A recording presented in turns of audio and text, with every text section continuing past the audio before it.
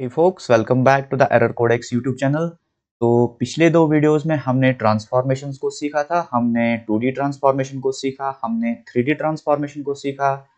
अब आज की इस वीडियो में हम सीखने वाले हैं कि एनिमेशंस कैसे क्रिएट करते हैं और हम यूज करने वाले हैं ट्रांसफॉर्मेशंस का। ठीक है, तो सबसे पहले मैं यहाँ पे एक डिव बनाऊंगा और इसको मैं क्लास दे देता हूँ बॉक्स। अब मैं इसमें थोड़ी सी स्टाइलिंग अप्लाई करता हूँ। ठीक है, मैं यहाँ पे पहले इसको टारगेट करूंगा डॉट बॉक्स, देन मैं इसमें थोड़ी सी विड्थ ऐड कर देता हूँ 200 पिक्सल्स, और सेम हाइट में ऐड करने वाला हूँ 200 पिक्सल्स, और मैं एक बैकग्राउंड कलर ऐड करने वाला हूँ, let's just say green. Okay, अब हम जानते हैं यहाँ पे हमारे पास क्या है, एक ग्रीन कलर का स्क्वायर बॉक्स आने वाला है। ठीक है, ऐसे एज एक्सपेक्टेड। अब हम क्या करने वाले हैं, इस पे हम एनिमेशन अप्लाई करेंगे। ठीक है, एनिमेशन अप्लाई करने से पहले हमें एनिमेशन क्रिएट करनी पड़ती है। तो हम एनिमेशन को क्रिएट कैसे करते हैं, सबसे पहले हम @ लिखते हैं, उसके बाद हमें लिखना पड़ता है की फ्रेम्स। ओके, यहाँ पे की फ्रेम्स लिखेंगे। उसके बाद हमें अपनी एनिमेशन का नाम लिखना पड़ता है। हम कुछ भी नाम दे सकते हैं, जैसे कि मैं यहाँ पे एनाइम लिख रहा हूँ। ठीक है, और उसके बाद ये कर्ली ब्रैकेट्स का यूज करूंगा। अब इस एनिमेशन के अंदर हमारे पास दो चीजें होती हैं, एक तो इनिशियल स्टेज होता है, एक तो फाइनल स्टेज होता है। इनिशियल स्टेज को हम फ्रॉम से लिखते हैं और फाइनल स्टेज को हम टू से लिखते हैं। ठीक है, तो हमारे पास एनिमेशंस में दो स्टेज होते हैं। ठीक है, ये हमारा इनिशियल स्टेज होता है जिसको हम फ्रॉम से रिप्रेजेंट करते हैं, और ये हमारा फाइनल स्टेज होता है जिसको हम टू से रिप्रेजेंट करते हैं।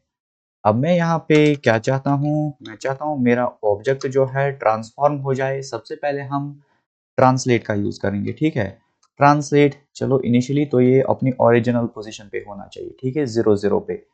देन ये कहाँ पे होना चाहिए, फाइनली मैं लिखूंगा ट्रांसफॉर्म ट्रांसलेट। ठीक है, फाइनली ये 300 पिक्सल्स एक्स डायरेक्शन में मूव होना चाहिए और वाई डायरेक्शन में ये 0 यूनिट्स में मूव होना चाहिए। अब मुझे इस एनिमेशन को अपने इस बॉक्स पे अप्लाई करना है। कैसे अप्लाई करेंगे, मैं यहाँ पे लिखूंगा एनिमेशन नेम। ठीक है, एनिमेशन नेम, और यहाँ पे अपना नाम लिखूंगा, वो क्या है, एनाइम। ठीक है, अब मुझे एक और चीज मेंशन करनी पड़ेगी, वो है ड्यूरेशन। ओके, कितने सेकंड्स में ये इस पोजीशन से इस पोजीशन तक जाना चाहिए। ठीक है, तो मुझे लिखना पड़ेगा animation duration, let's just say 3 seconds. Okay, अब क्या होगा, 3 सेकंड्स में ये बॉक्स जो है ये एक्स डायरेक्शन में 300 पिक्सल्स मूव हो जाएगा। ओके, चलो देखते हैं। ये देखिए, ये 3 सेकंड्स में यहां से यहां तक मूव हो गया। ठीक है, अब यहाँ पे क्या है कि ये जो एनिमेशन है ये एक ही बार प्ले हो रही है। अब अगर मैं चाहता हूँ ये एक से ज्यादा बार प्ले हो जाए, तो मैं यहाँ पे यूज करने वाला हूँ एनिमेशन आइटरेशन काउंट का। ठीक है, अब अगर मैं यहाँ पे वैल्यू 1 लिखूं तो ये एक बार चलेगा, 2 लिखूं तो 2 बार चलेगा, 3 लिखूं तो 3 बार चलेगा। चलो देखते हैं, इसको रिफ्रेश करते हैं। ये देखिए, एक बार चला, 2 बार चला। ठीक है, अब तीसरी बार चलेगा और उसके बाद स्टॉप हो जाएगा। देखो, 3 बार चला और उसके बाद स्टॉप हो जाएगा। अब अगर मैं चाहता हूँ ये कंटिन्यूअसली चले, तो मैं यहाँ पे क्या लिख सकता हूँ, मैं यहाँ पे इनफाइनाइट लिख सकता हूँ। अब ये इनफाइनाइट टाइम्स चलेगी। ठीक है, अब ये एनिमेशन रुकने वाली नहीं है। तो ये था हम कैसे इसको मतलब ट्रांसलेट करा सकते हैं। अब मैं यहाँ पे ट्रांसलेट के साथ क्या क्या यूज कर सकता हूँ, ओपेसिटी भी यूज कर सकता हूँ। तो मैं इनिशियली ओपेसिटी इसकी रखूंगा 0.2, एंड देन फाइनली इसकी ओपेसिटी जो है वो मैं 1 करने वाला हूँ। अब देखिए ये एनिमेशन कैसे काम कर रही है। ठीक है, ओपेसिटी 0.2 से 1 जा रही है। ठीक है, ऐसे ये काम कर रही है। तो ऐसे हम एनिमेशंस को बना सकते हैं। ठीक है, चलो एक और एनिमेशंस हम यहाँ पे ट्राई कर सकते हैं। ट्रांसलेट के बजाय हम अब रोटेट का यूज करने वाले हैं। ठीक है, ओपेसिटी को भी मैं यहाँ पे कमेंट आउट कर देता हूँ। तो इनिशियली मैं यहाँ पे ट्रांसफॉर्म, ठीक है, ट्रांसफॉर्म लिखने वाला हूँ, रोटेट। ओके, इनिशियली तो मैं वैल्यू 0 डिग्री रख रहा हूँ, और फाइनली ये कितना रोटेट होना चाहिए, तो मैं लिखूंगा 360 डिग्री। ओके, अब ये बॉक्स जो है ये कंटिन्यूअसली रोटेट होता रहेगा। ठीक है, ये 3 सेकंड्स लेगा 360 डिग्री टर्न लेने में, और ये कंटिन्यूअसली चलता रहेगा क्योंकि एनिमेशन आइटरेशन काउंट मैंने इनफाइनाइट सेट कर दिया है। ठीक है, तो ये देखो यहाँ पे कंटिन्यूअसली रोटेट हो रहा है ऐसे, ठीक है। तो एक और चीज हमारे पास होता है वो है एनिमेशन, ठीक है, एनिमेशन टाइमिंग फंक्शन। ये ये क्या काम करती है, इसको समझने के लिए हम वापस ट्रांसलेट पे आ जाते हैं, ठीक है। मैं रोटेट को कमेंट आउट करने वाला हूँ, मैं वापस इस ट्रांसलेट को अनकमेंट करूंगा और मैं थोड़ी सी लंबी ट्रांजिशन लूंगा यहाँ पे, आई मीन ट्रांसलेट का वैल्यू थोड़ा सा बढ़ा दूंगा। तो 300 के बजाय let me just use 700, okay, ठीक है। अब ये देखो ये यूनिफॉर्म स्पीड से चल रहा है। अब अगर मैं चाहता हूँ कि ये पहले जो है थोड़ा सा स्लो चले, उसके बाद ये नॉर्मल स्पीड से चले, तो मुझे इस एनिमेशन टाइमिंग फंक्शन का यूज करना पड़ेगा। अब अगर मैं वैल्यू यूज करता हूँ इज इन, तो ये इनिशियली क्या होगा, स्लो चलेगा और उसके बाद तेज चलेगा। देखो इनिशियली स्लो स्टार्ट हो रहा है और उसके बाद तेज चलना स्टार्ट हो रहा है। अब अगर मैं चाहता हूँ कि ये पहले तेज चले और रुकते टाइम ये थोड़ा सा स्लो हो जाए, ठीक है, तो मैं ईज आउट लिखूंगा। अभी देखो रुकते टाइम ये थोड़ा सा स्लो हो रहा है, तो ये ईज आउट होता है। अब अगर मैं ईज इन और आउट लिखूं तब क्या होना चाहिए, ठीक है, ये इनिशियली भी स्लो चलेगा, रुकते टाइम भी स्लो चलेगा, बीच में ये तेज चलेगा ये ऑब्जेक्ट। देखो रुकते टाइम स्लो हो रहा है, स्टार्ट भी स्लो हो रहा है और बीच में तेज चल रहा है। तो ये होता है हमारे पास एनिमेशन टाइमिंग फंक्शन, ठीक है। अब इस चीज को, ओके, हमारे पास एक और चीज होती है वो होता है एनिमेशन डिले, ठीक है। यहाँ पे मैं अगर डिले दे दूं 2 सेकंड्स, तो ये 2 सेकंड्स के बाद ये एनिमेशन चलना स्टार्ट हो जाएगा। देखो 2 सेकंड्स हो गए, उसके बाद ये चलना स्टार्ट हो रहा है। तो इस चीज को हम एनिमेशन डिले की मदद से लिख सकते हैं, ठीक है। अब इन चीजों को अलग अलग लिखने के बजाय हमारे पास एक शॉर्ट हैंड होता है, वो होता है एनिमेशन, ठीक है।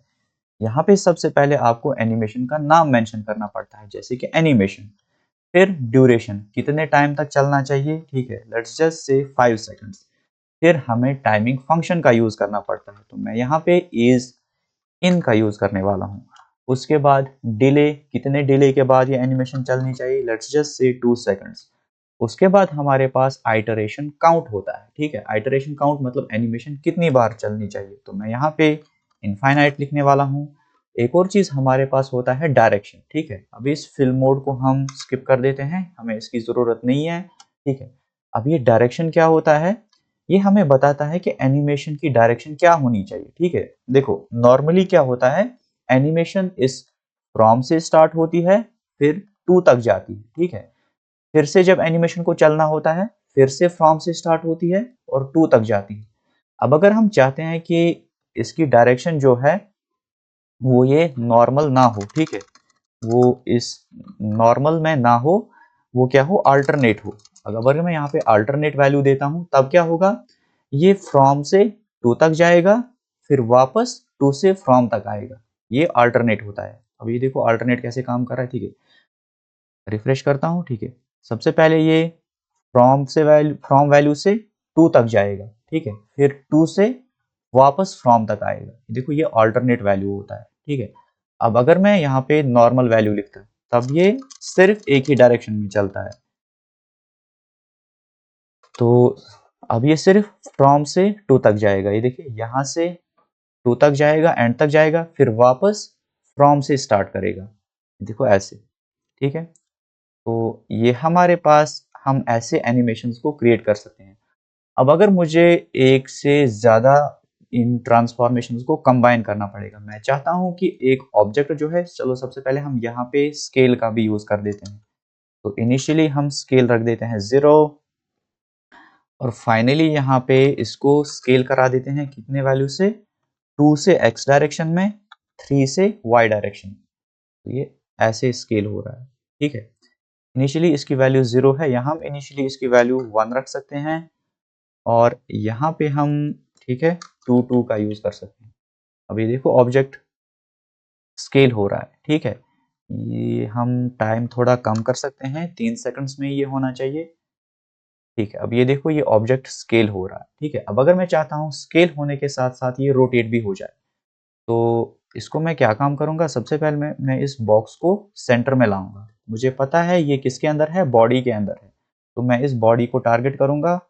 मैं यहाँ पे क्या लिख सकता हूँ, बॉडी को मैं डायरेक्टली टैग नेम से टारगेट करूंगा, इसका डिस्प्ले कर दूंगा फ्लेक्स। ठीक है, फ्लेक्स बॉक्स से बहुत ही आसान हो जाता है ये चीज करना। Justify content centre, align item centre. अब मुझे इस बॉडी की हाइट भी मेंशन करनी पड़ेगी, तो हाइट में यहाँ पे 100 VH ले रहा हूँ। ठीक है, व्यू पोर्ट की पूरी हाइट ले लो।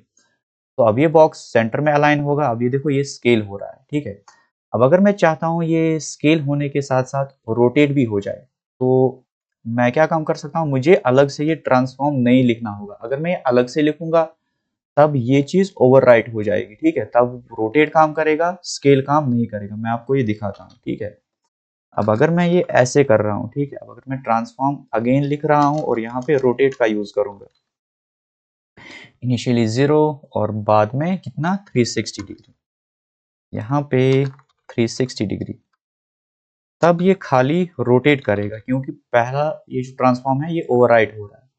अब ये देखो खाली रोटेट कर रहा है, स्केल नहीं कर रहा है।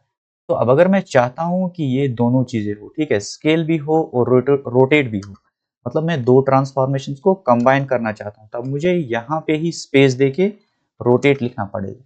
यहाँ पे 0 लिखूंगा और यहाँ पे रोटेट लिखूंगा 360 डिग्री। अभी देखो दोनों चीजें हो रही है, ये रोटेट भी हो रहा है, स्केल भी हो रहा है। ठीक है, ओपेसिटी तो हम अलग ही लिख सकते हैं क्योंकि ये ट्रांसफॉर्म को ओवरराइट नहीं करेगा। ठीक है, ओपेसिटी हम अलग ही लिख सकते हैं। तो ये देखो ओपेसिटी भी काम कर रही है, रोटेट भी कर रहा है, स्केल भी कर रहा है। ठीक है, इसकी मदद से हम ठीक है बहुत सारी एनिमेशंस को क्रिएट कर सकते हैं। तो ये था हमारा टॉपिक एनिमेशंस के बारे में। आई होप आपको ये एनिमेशंस वाला समझ आ गया होगा। नेक्स्ट टॉपिक में हम CSS मीडिया क्वेरीज पढ़ने वाले हैं और वो हमारी CSS सीरीज का लास्ट टॉपिक होने वाला है। उसके बाद हम एक प्रोजेक्ट क्रिएट करेंगे। ठीक है, एक डिसेंट प्रोजेक्ट क्रिएट करेंगे, उसमें हम कोशिश करेंगे कि सारे कॉन्सेप्ट्स को यूज करें and then we are going to start with the JavaScript. Okay.